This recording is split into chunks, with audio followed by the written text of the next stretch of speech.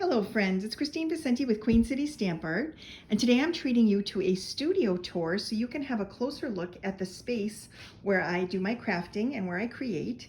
I thought it would be fun to share a little bit of this information because I personally enjoy studio tours so much. I love to see how people work their crafty process and how they store their supplies because I can get lots of ideas from that.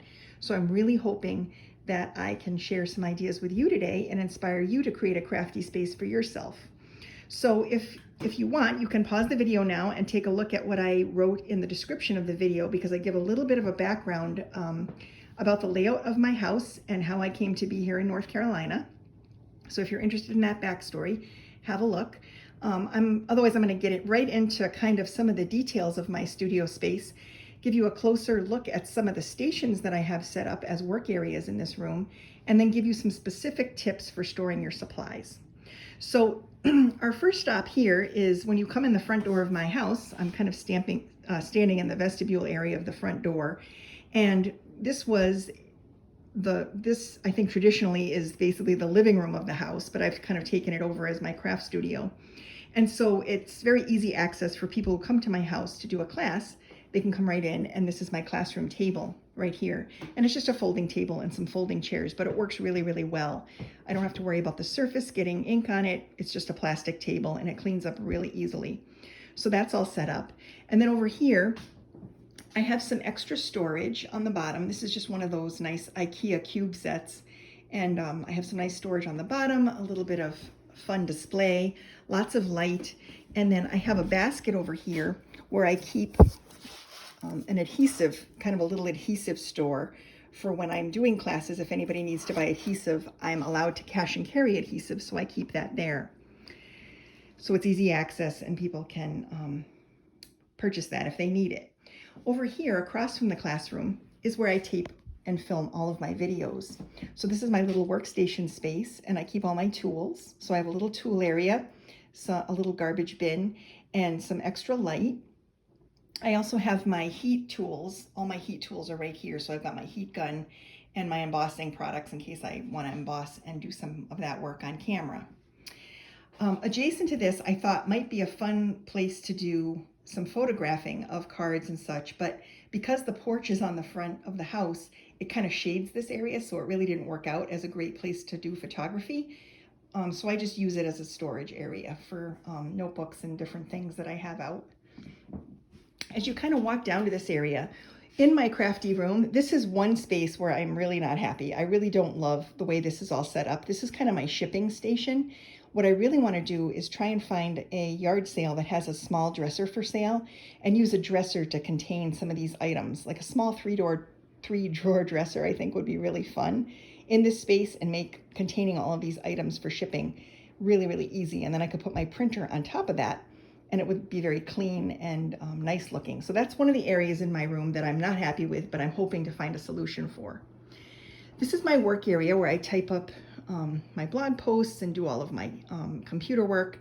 And I place orders through here and write up tutorials. And this is working really well for me. I like having a separate work area where I can sit and do my computer work away from my crafting. As I mentioned, this is my dining room, and I do use this as an extension of my classroom. In fact, until I got my room set up, I ended up doing all my classes here, and I've only had a couple so far because we just really started kind of going back to in-person classes. But I really do like the setup of this. I like the buffet. I keep a lot of things on display and some catalogs and stuff on display. I also usually have some cards out when people are coming over for classes so they can see them. It just makes it more festive and fun, I think. And then probably the best part of my room is right here, the crafting space. So this is my crafting area. So let me just describe this a little bit to you. So here on the right, I have the Raskog cart. This happens to be the one that Michaels sells. So it's not the IKEA version, but it is the Michaels version. And that little paper towel roll is an accessory you can buy at Michaels. It has a magnet on it that sticks to the cart, and that's kind of fun. So I got that at Michaels, and I got the cart at Michaels. And then what I keep in here are all of my Stampin' Up dies and embossing folders.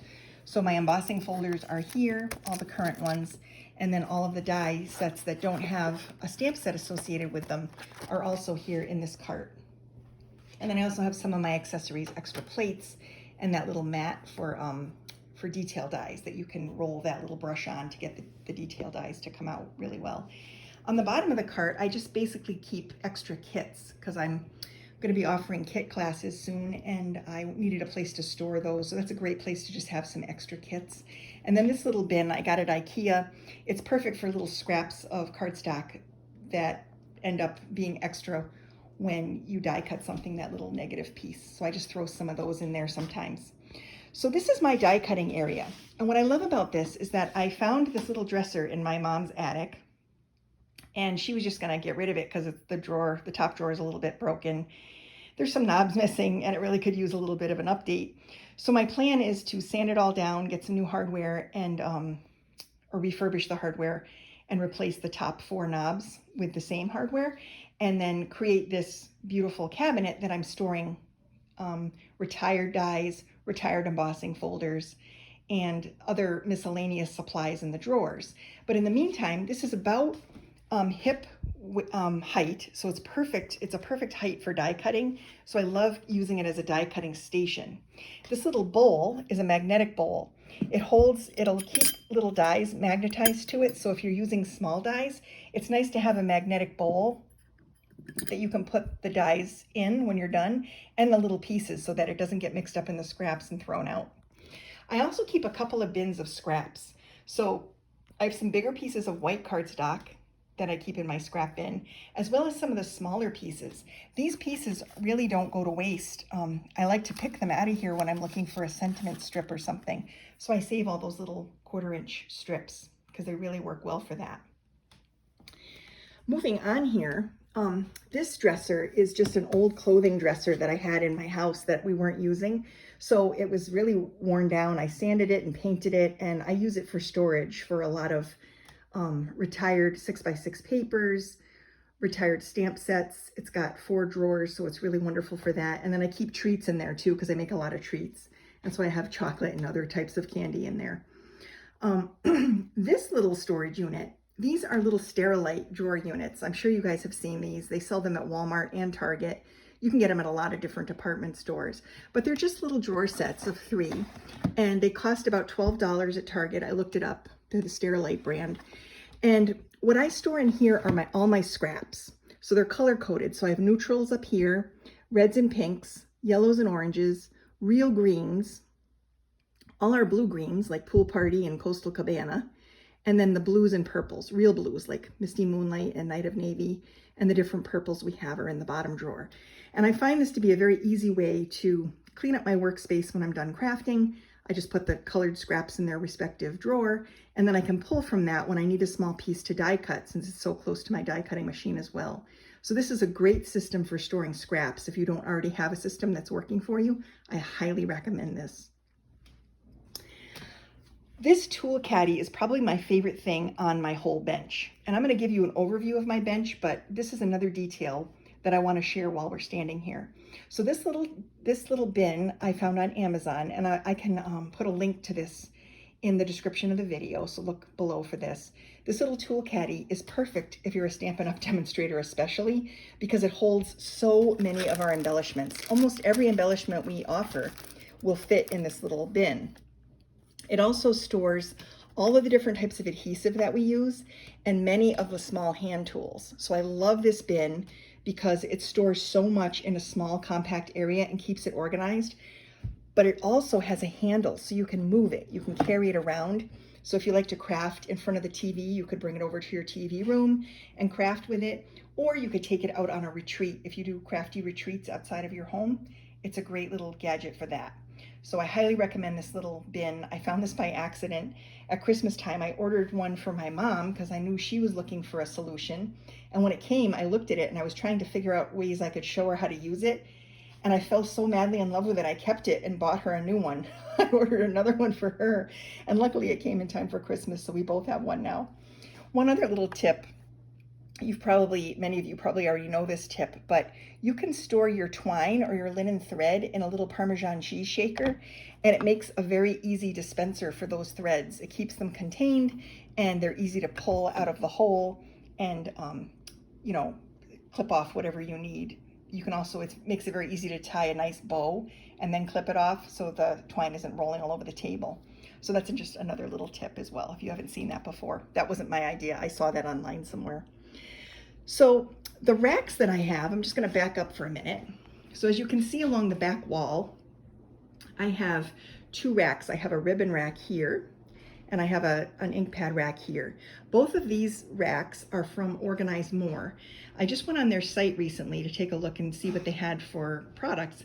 They don't have much right now. Their inventory is quite low. I'm not sure why, but there are other companies too. If you like Organize More, you can certainly look on their site if you're looking for some sort of storage, because the ribbon storage is lovely. I've really had this ribbon storage thing for a long time and I love it. I also love their ink pad storage. I've had very good luck with it. But the storage in the middle is the Stampin' Up storage. And we sell this in the annual catalog. This is a total of 6 cubes. So I have 2 cubes that hold my 10 ink pads. These are the in colors that are currently available right now. There's an empty cube that I have some extra ink pads in. And then I got this little topper that holds some more ribbon and then some bottles of things that I like to craft with.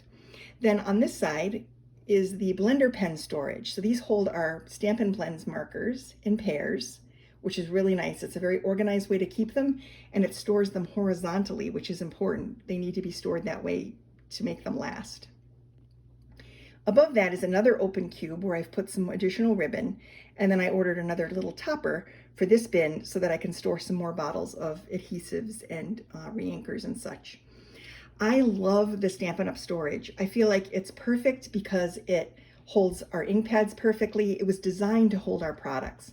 So if you're looking for a cool storage solution, this is very affordable and it's very functional. I highly recommend the Stampin' Up storage. Moving on, let me back up again. So my main crafting area, as you can see, is actually an IKEA island. So I went to IKEA, I looked online, and I figured out which island I thought might work. And then I went to the store and I checked it out, and I ended up purchasing this one. And then my husband and my mother helped me put it together. This island has, I don't know if you can see it, but the back wall of the island goes halfway through the island. So the storage stuff on these shelves actually stays forward. It doesn't slide all the way back, which is actually very good. On the other side, like if this desk was pulled out, the other side would have an insert where you could put stools and sit people. So if that would work for you to have like a display area where you could craft with 2 people at once, that's a great solution. For me, I needed the wall space so that I could put my storage along the back wall. And so I ended up pushing it against the wall, and I don't use that empty space on the other side of the table. But like I said, there's a lot of different variations and you can do whatever works best for you. So for me, I keep these beautiful bins. They're called the Variera Bins, I believe. These here. These you can also get from IKEA, and they are still in stock. This is the big size, like the 13 by 9 inch size. It will hold 22 of our lockdown punches. They will also hold about 18 stamp sets comfortably, even some that are bundled with dies. So that's about 18 in there. These are very, very functional, especially for my space because I've got this storage space underneath. I like keeping product that's from the mini catalog, the current mini catalog, at my fingertips because I'm typically crafting the most with that stuff. And so I keep it right there. I'll show you the other solution I have for stamp set storage as we move around the room. But I have some little bins here that I use for separating projects. Like when I'm doing my Clean and Simple Sunday video, I'll pull one of these little trays out and just put all the products I need to put in there to make the video and bring it over to the other table. But I also store all my 6x6 papers in here. And then I have a few extra punches that are new that I've been pulling on recently that I have stored here, and some tiny drawer units that I just put bits and bobs and little extras in.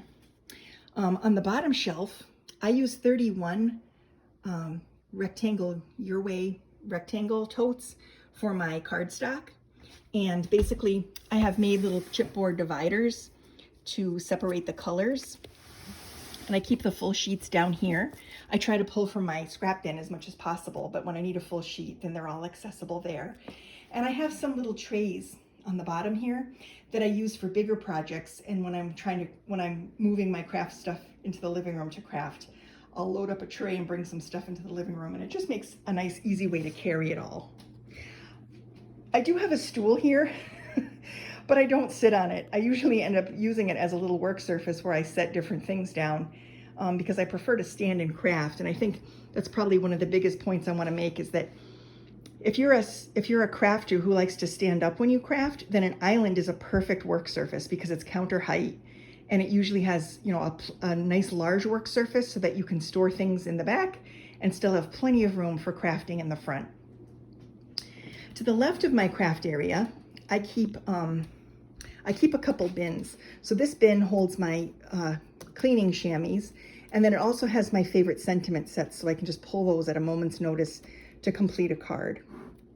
I also have a project bin where I keep unfinished projects or things that I'm working on so that they're at my fingertips too. And then here is where I store in one of those file and fold totes from 31 Gifts again.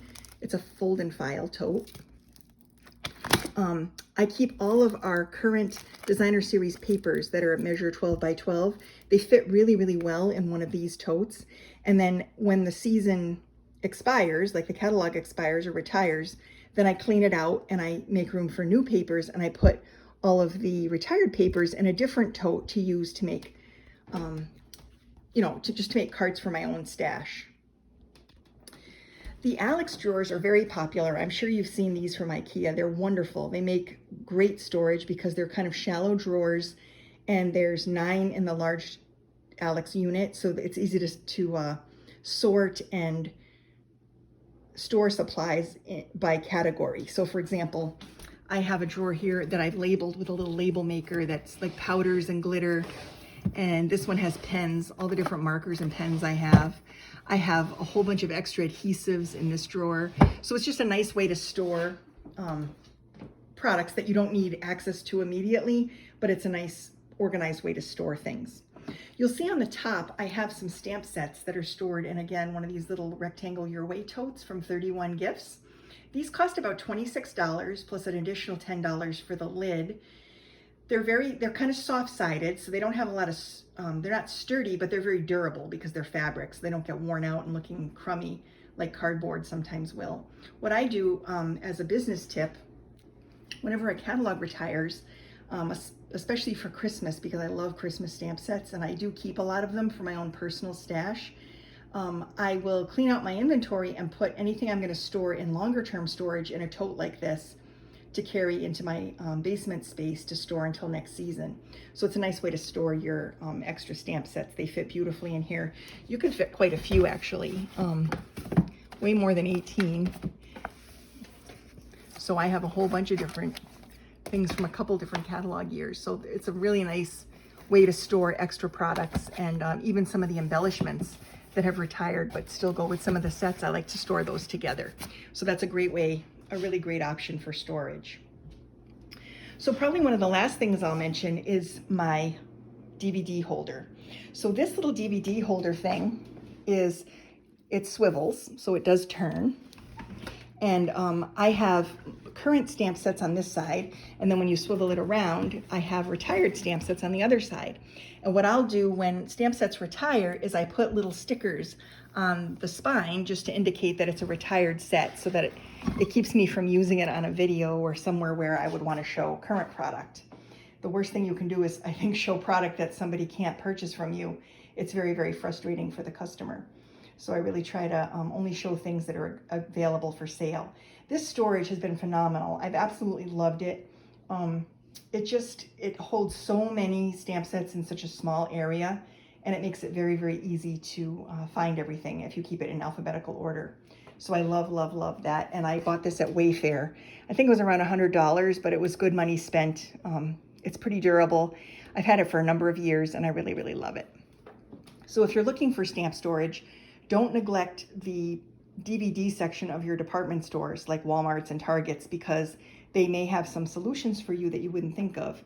But because our stamp sets are sold in cases that are DVD size, that's a great option for storage. So on top of my tower, I keep a lot of my watercolor supplies in just a little metal bin that I got years ago. So I've got some watercolor pencils here and my brushes and some water brushes.